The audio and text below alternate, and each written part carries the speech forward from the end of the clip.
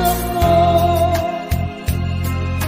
Di ko makakayanan, mawalay ka sa akin.